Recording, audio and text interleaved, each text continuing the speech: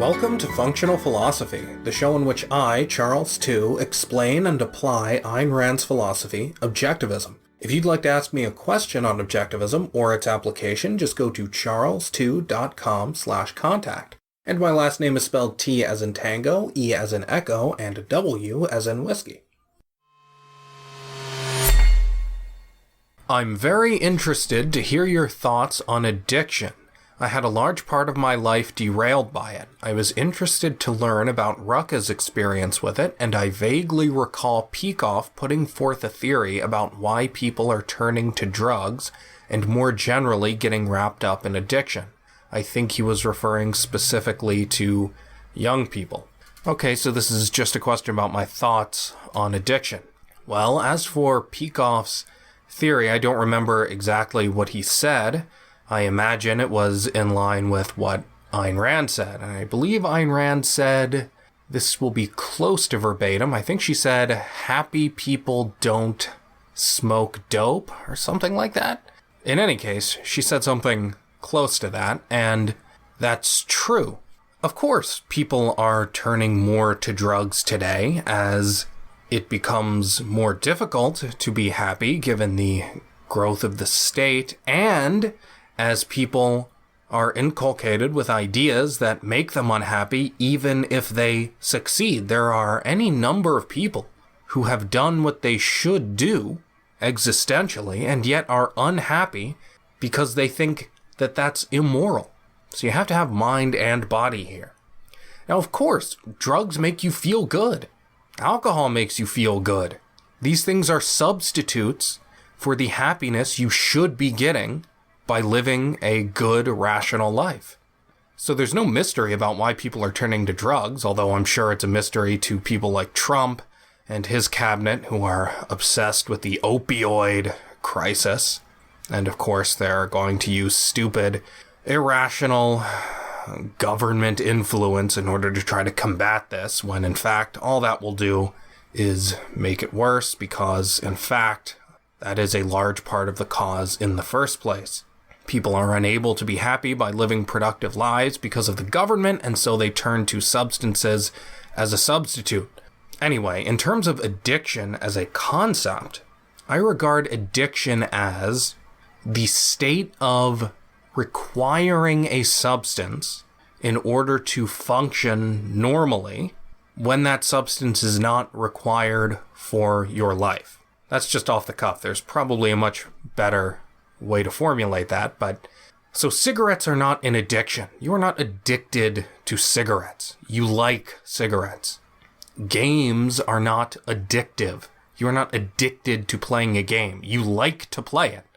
Many games are constructed such that they give you a short, intense burst of pleasure and encourage you to engage in that pattern repeatedly by giving you constant, short bits of pleasure. They string you along. But that is not addiction. You can come up with a concept for that, but the point is that that kind of thing, that phenomenon, is different from the phenomenon of being physically addicted to something.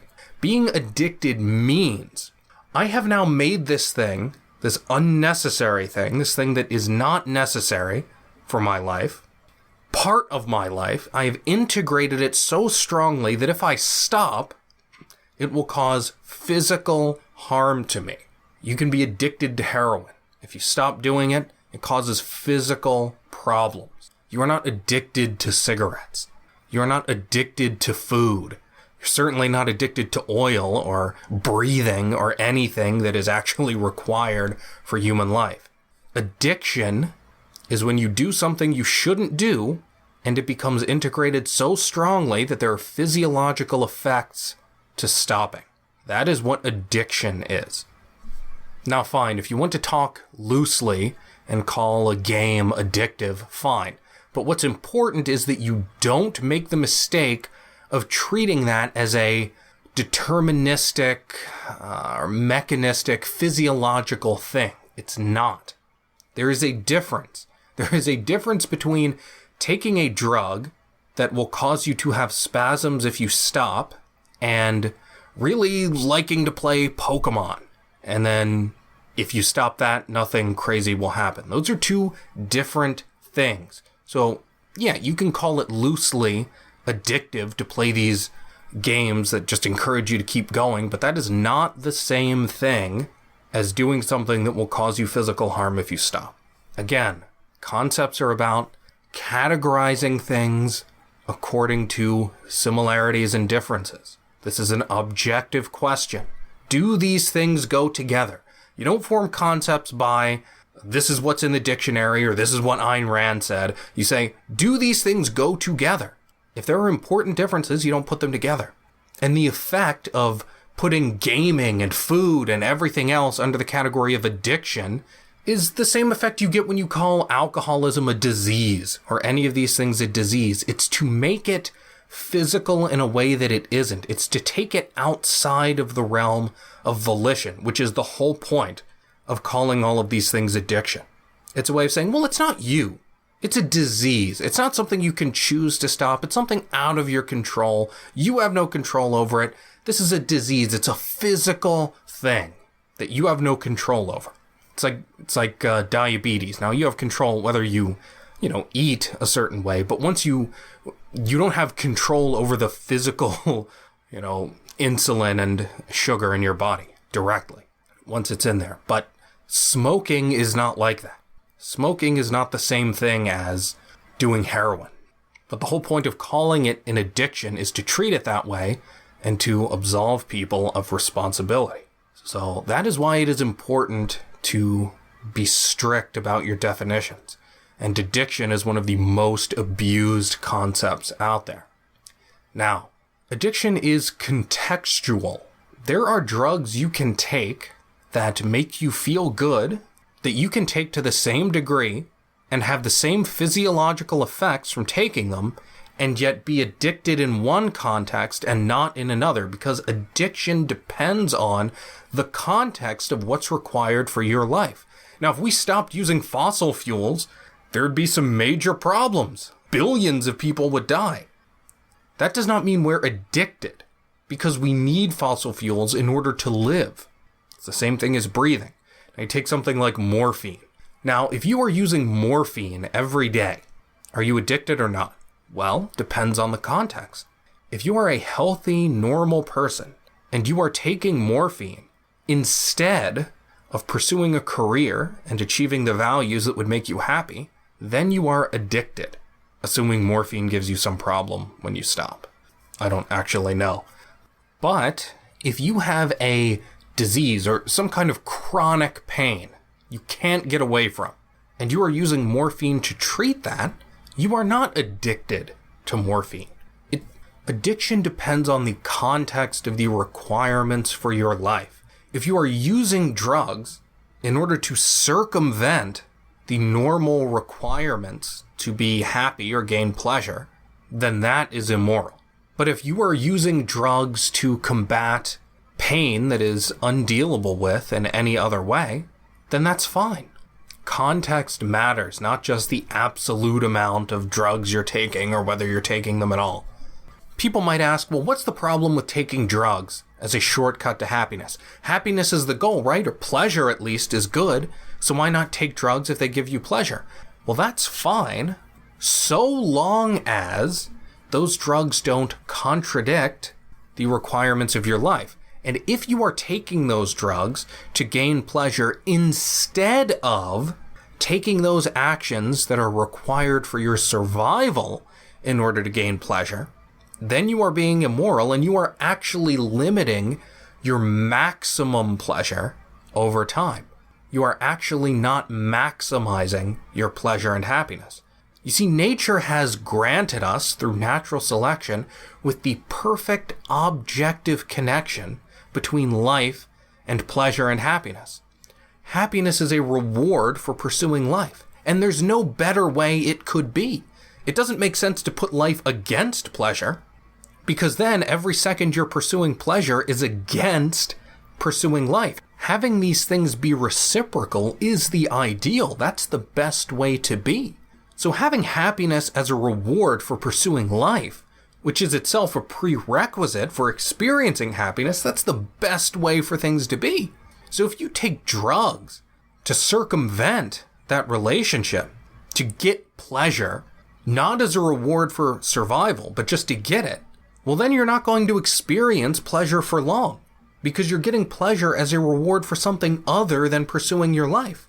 Therefore, you will die more quickly, or you will more likely die, and experience less pleasure. In fact, it's these drugs themselves that very often do people in.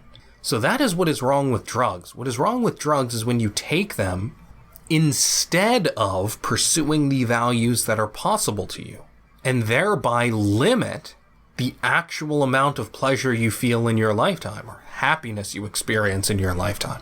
There's more to talk about with this, using pleasure and happiness, and there's a lot more to explain about these things. For instance, it's unclear whether drugs actually make you feel happy the way pursuing a career does. It's unclear whether we have drugs that even simulate that, because there are different kinds of pleasure. So I wouldn't just assume that doing heroin or whatever makes you feel the same way that you do when you finish writing Atlas Shrugged. It's not clear at all that that's true. But even if it were true, just taking a shortcut to pleasure instead of gaining pleasure as a reward for pursuing your life is self-destructive, because setting happiness against life just means that you're going to experience less happiness, because you have to be alive in order to experience happiness. I will elaborate much more on all of this in my forthcoming book about the most difficult aspects of objectivism, the things people always misunderstand or often don't understand. In any case, it's also important to understand the flip side of this. It's not intrinsically immoral to do drugs. If you are in a situation where taking morphine every day is actually the way to maximize your happiness because you have chronic pain, then it's totally moral to do that, because that is your context. Now, I drink a lot of alcohol. Does that make me an alcoholic? No, because of the context. We live in an unfree society, a very nihilistic, unfree society. In any just world, I would be the head of the most prestigious philosophy department in the world, instead of languishing in obscurity as a pariah. Now, to bridge the gap between these two worlds, between this world and the world as it should be, I find alcohol goes a very long way. So I drink a lot of it. Now, am I an alcoholic because I do that? Well, if I'm using alcohol in place of taking those actions that would make me happy, then yeah.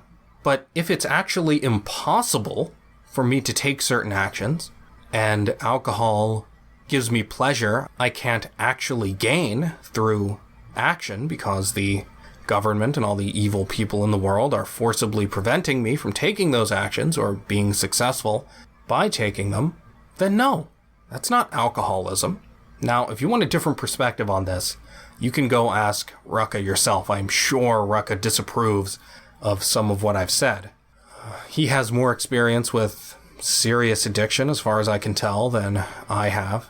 He has made clear in our discussions that he disapproves of my perspective on these things, but nonetheless, this is my best judgment.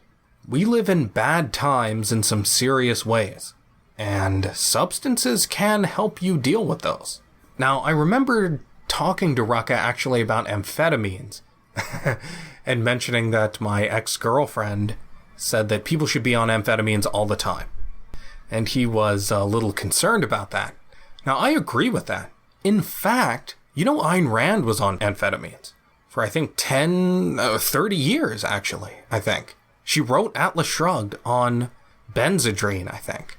And Peikoff himself was on amphetamines. In fact, Peikoff said he could not have gotten through college, through graduate school, without being on amphetamines. In my view, there's a totally legitimate use for amphetamines, and I think many more people should do them much more of the time. There are different kinds, so you have to choose the right one, but I am a total fan of artificial substances to promote human productivity. I love coffee is like my cigarette. You know how Ayn Rand loves cigarette as a symbol? It's in Atlas Shrugged. She loves a cigarette as a symbol. Coffee is my version of that. I love coffee. I love when I see commercials, or I used to see commercials when I had TV, and you would have this big breakfast in the morning and this steaming cup of coffee. I love coffee because it's such an artificial way to start the day and to give you a jolt. I love that. I love the idea of coffee. I love the idea of artificial substances helping you do better than nature. So those are my thoughts on addiction. If you'd like to keep up with everything I do, just go to charlestew.com. If you'd like to enable me to do more, just go to patreon.com/charlestew and become a supporter. Thanks for listening.